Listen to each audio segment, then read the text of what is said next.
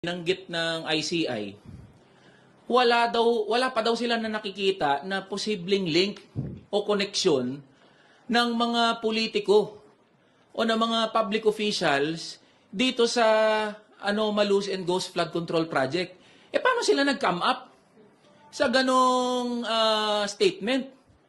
Biruin nyo yung mga kontratista na, mga Diskaya, mga taga-DPWH na ang nagsabi na meron sila ng mga kasabwat na mga politiko. May they be congressmen or senators. And then here comes ICI saying, wala pa kaming na-establish. Di pa namin nakikita na may posibleng link itong mga politiko. Imposible po yun. Sa laki at sa magnitude ng pinag-uusapan natin dito na iskandalo, imposibleng kinaya lang ng mga Diskaya yun. Imposibleng kinaya lang ni Alcantara yun o ni Bryce Hernandez yun. Imposibleng wala silang kasabwat. Meron silang kasabwat and that is what we would like to find out. Sino ba yung mga kasabwat nila? Pero nangyayari, we are left sa We are left blindsided. Di natin alam anong pinag-uusapan doon. Second, walang maikonnect ang ICI na possible na public official. Zaldico, say for example, he was the APRO chair sa last Congress. Siya ang arkitekto noong pambansang budget na pinagmulan nitong mga iskandalo na pinag-uusapan natin ngayon. Hindi may connect ng ICI yun. And take note, under oath yung sinasabi ng mga kontratista at ng lahat ng sangkot dito sa Anomalous and Ghost Flood Control Project.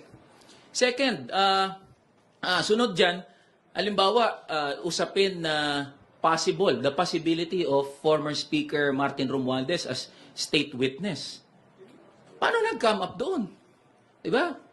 Ano ba pinag-uusapan? Ano yung mga tinatanong doon sa ICI hearings? We would like to find out.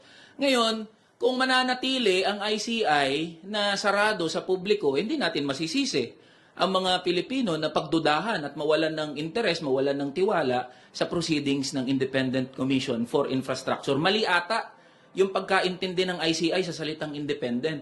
When you say independent, dapat impartial. Hindi independent na kayo-kayo lang yung nag-uusap dyan sa ICI. Dapat lahat tayo involved dyan.